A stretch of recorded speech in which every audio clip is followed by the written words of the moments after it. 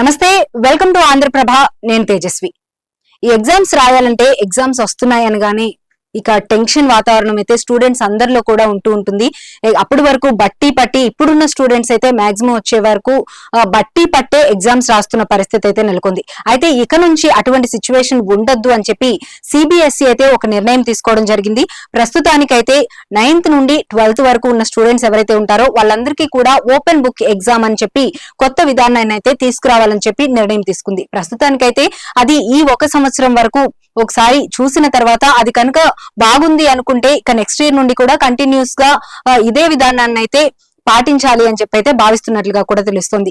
అంటే ఈ కాన్సెప్ట్ వచ్చేటప్పటికి ఓపెన్ బుక్ ఎగ్జామ్ అంటే కనుక ఎగ్జామ్ హాల్ కి వెళ్లేటప్పుడు స్టూడెంట్స్ ఎవరైతే ఉన్నారో వాళ్ళకి సంబంధించిన టెక్స్ట్ బుక్స్ కానీ బుక్స్ ఏవైతే ఉన్నాయో అవి తీసుకెళ్లి అవి చూస్తూనే వీళ్ళు ఎగ్జామ్ రాసుకునే ఫెసిలిటీ అయితే ఉంటుంది.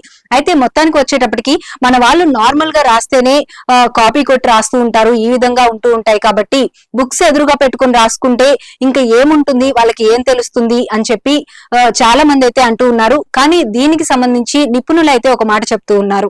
ఎగ్జామ్ కనుక ఓపెన్ బుక్ టెస్ట్ అనేది ఓపెన్ బుక్ ఎగ్జామ్ అనేది పెడితే కనుక పిల్లలకి అసలు వాళ్ళు ఏం అర్థం చేసుకున్నారు, కాన్సెప్ట్ ఏంటి, అందులో ఉన్న విధానాలు ఏంటి అనేది వాళ్ళు క్లియర్ గా అర్థం చేసుకుంటేనే మాత్రమే ఇది రాయడం అనేది ఈజీ అవుతుంది అని చెప్పి నిపుణులు అయితే చెప్తున్నారు. నార్మల్ గా ఎగ్జామ్ రాయడం కంటే కూడా బుక్ చూసి ఎగ్జామ్ రాయడం అనేది ఇంకా కష్టంగా ఉంటుందని చెప్పి అయితే నిపుణులు చెప్తున్నారు. స్టూడెంట్స్ ఎవరైతే కాన్సెప్ట్ ని అర్థం చేసుకోగలిగారో వాళ్ళు మాత్రమే ఈ ఎగ్జామ్ ని చక్కగా రాయగలుగుతారు, మంచి స్కోర్ అనేది అయితే తీసుకోగలుగుతారంట.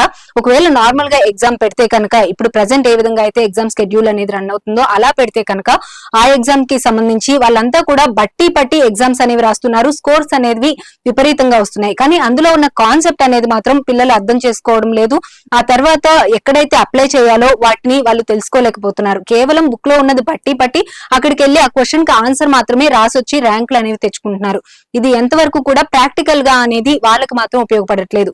కాబట్టి ప్రస్తుతం అయితే సిబిఎస్ఈ ఈ నిర్ణయాన్ని తీసుకోవడం జరిగింది. దీనికి సంబంధించి ఈ ప్రొసీజర్ అంతా ఎలాగ చెయ్యాలి అనే దానిపైన అయితే ఢిల్లీ యూనివర్సిటీకి నుండి అయితే వాళ్ళు సలహాలు సూచనలు అయితే తీసుకోవాలని నిర్ణయించుకున్నట్లుగా కూడా తెలుస్తుంది. 2020లో ఎప్పుడైతే కోవిడ్-19 ఎప్పుడైతే వచ్చిందో ఆ తర్వాత నుండి ఢిల్లీ యూనివర్సిటీలో అయితే ఈ టెక్నిక్ అయితే తీసుకురావడం జరిగింది. కానీ ఆ తర్వాత 2020 నుండి మళ్ళీ కూడా వాళ్ళు నార్మల్ గానే ఎగ్జామ్ పద్ధతిని అయితే ఫాలో అవుతూ వస్తున్నారు. కానీ ఈ విధంగా ఎగ్జామ్ జరగాలి అంటే కనుక దానికి సంబంధించి వాళ్ళకి సంబంధించిన ఎగ్జామ్స్ కి సంబంధించి అలాగే సిలబస్ కి ఏదైతే ఉంటుందో అదంతా కూడా పద్ధతి మార్చి వీళ్ళకి చెప్పే విధంగా ఉండాలి అని చెప్పి కూడా నిపుణులు చెప్తూ ఉన్నారు. దీనికి సంబంధించిన ఎగ్జామ్స్ కూడా ముందు స్టూడెంట్స్ కంటే ముందు టీచర్స్ కనుక రాస్తే దానికి సంబంధించి ఎలా ఉంటుంది ప్రొసీజర్ ఏంటి అనేది కరెక్ట్ గా తెలుస్తుంది అని చెప్పి అయితే నిపుణులు చెప్తూ ఉన్నారు. అలాగే మొత్తానికి వచ్చేటప్పటికి ఈ ఎగ్జామ్స్ 9th అలాగే 10th క్లాస్ స్టూడెంట్స్ కి వచ్చేటప్పటికి ఇంగ్లీష్, మ్యాథ్స్ అలాగే సైన్స్ కి సంబంధించి ఈ విధంగా ప్రొసీజర్ అయితే ఉంటుంది. మిగిలిన సబ్జెక్ట్స్ కి నార్మల్ గానే ఎగ్జామ్ ఉంటుంది. అలాగే 11th and 12th వాళ్ళకి వచ్చేటప్పటికి మ్యాథ్స్ అండ్ బయాలజీకి సంబంధించి ఎగ్జామ్ ఈ విధంగా ఓపెన్ బుక్ ఎగ్జామ్ అనేది పెట్టాలని చెప్పి నిర్ణయించుకున్నారు. ప్రస్తుతానికి ఈ సంవత్సరం వరకు మాత్రం దీన్ని అయితే ఫాలో అవుతారంట. ఇది కనుక సక్సెస్ అయితే నెక్స్ట్ ఇయర్ నుంచి కంటిన్యూస్ గా ఇదే విధంగా ఉంటుంది. సిబిఎస్ఈ సిలబస్ ఎవరైతే ఉన్నారో వాళ్ళందరికీ కూడా ఇదే విధంగా ఉంటుంది అని చెప్పి చెప్తున్నారు. అయితే గతంలో కూడా 2014లో ఓపెన్ బుక్ టెస్ట్ అసెస్మెంట్ అనే విధానాన్ని అయితే సిబిఎస్ఈ తీసుకురావడం అయితే జరిగింది. దీనికి సంబంధించి స్టూడెంట్స్ నుండి అలాగే పేరెంట్స్ నుండి అందరి నుండి కూడా ప్రతికూలంగా ప్రభావం అనేది చూపించడంతో ఆ విధానాన్ని అయితే పక్కన పెట్టి మళ్ళీ నార్మల్ విధానం ఏదైతే ఉందో దాన్నే ఫాలో అవుతూ వస్తున్నారు. అయితే ఈ సంవత్సరం కూడా ఇది ఓపెన్ టెక్స్ట్ ఎగ్జామ్ అనేది పెట్టిన తర్వాత ఇది సక్సెస్ ఏ విధంగా అవుతుంది, స్టూడెంట్స్ నుంచి కానీ పేరెంట్స్ నుంచి కానీ ఎటువంటి రెస్పాన్స్ వస్తుంది, దీని ప్రభావం స్టూడెంట్స్ పైన ఎంతవరకు పడుతుంది అనేది చూసిన తర్వాత సక్సెస్ అవుతుంది అనుకుంటే కనుక నెక్స్ట్ ఇయర్ నుండి కంటిన్యూస్ గా అన్ని క్లాసెస్ వాళ్ళకి ఇంకా కంటిన్యూస్ గా ఇదే విధానాన్ని అయితే అమలు పరుస్తాము అని చెప్పి సిబిఎస్ఈ అయితే చెప్పడం జరిగింది.